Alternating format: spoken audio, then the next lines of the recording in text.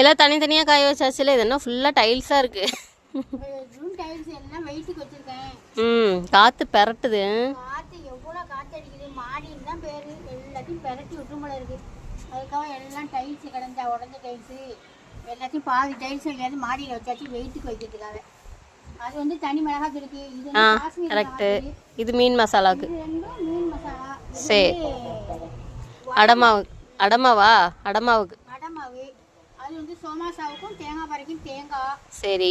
அது 3 தாம்பழமும் தாளிப்படகம். தாளிப்பழமும் இப்போ ரெடி ஆகிட்டு இருக்குங்க. யார் வேணாலும் வாங்கிக்கலாம். இன்னும் ஆனால் இன்னொரு 10 நாள் 15 நாள் ஆகும். ஆமாம் ஆமாம் ஆமாம் காயணும்ல. தேனுக்கு ஜாமாட்டு கொடுத்துட்டு மாவு எடுத்து கொடுத்துட்டியா? சீப்பு முறுக்கு மாவு எடுத்து கொடுத்துருக்கேன். பிணைஞ்சிட்டு இருக்காங்க. ஆமாம் தேன் சீப்பு முறுக்கு செய்யட்டும். நீங்கள் 2 பேரும் பெட்டியை போடுங்க. காம்போ ஆஃபர் போயிட்டு இருக்கு நம்மள்கிட்ட. பெட்டியை போய் போடுங்க. நான் போய் சமைச்சிடுறேன். கடை என்னன்னு பார்ப்போம்.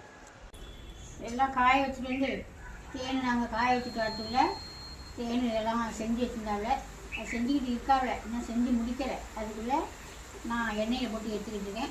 சமையலும் முடிச்சுட்டேன். என்ன சமைச்சிருக்கேன்னு வாங்க போய் பார்த்துடலாம். நம்ம வீட்டில் மத்தியானம் சாப்பாட்டுக்கு குழம்பு என்னென்னு பார்த்துலாமா?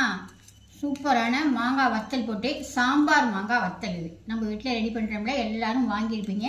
நான் வந்து அதை போட்டு தான் கொஞ்சோண்டு முருங்கைக்கீரையும் போட்டு சூப்பரான சாம்பார் வச்சுருக்கேன். இந்த முருங்கைக்கீரையும் சேர்த்து போட்டு வைக்கையில் அந்த வத்தலோட அவ்வளோ அருமையாக இருக்குங்க. அது 2 துண்டு 3 துண்டு வச்சுக்கலாம். எனக்கு ரொம்பவே பிடிக்கும். அப்புறம் அது தொட்டுக்க பார்த்தீங்கன்னா காரம் சாரமாக இது போன வருஷம் போட்ட தாளிப்பு வடவும் அது தூளெல்லாம் நம்ம அள்ளி வச்சுருக்கோமா, அந்த தூள் கொஞ்சம் இருந்துச்சு. அதை வச்சு கொஞ்சமாக தேங்காய் தண்ணி வச்சு துவையல் அரைச்சிக்கிட்டேன். இதுதான் இன்றைக்கி இந்த சாம்பாருக்கு இந்த துவையல் தான் இன்றைக்கி நம்ம வீட்டில் மத்தியான சாப்பாடு. உங்கள் வீட்டில் என்ன சாப்பாடுன்னு கமெண்ட்டில் சொல்லுங்கள். மற்றபடி காம்போ ஆஃபர் போயிட்டுருக்கு.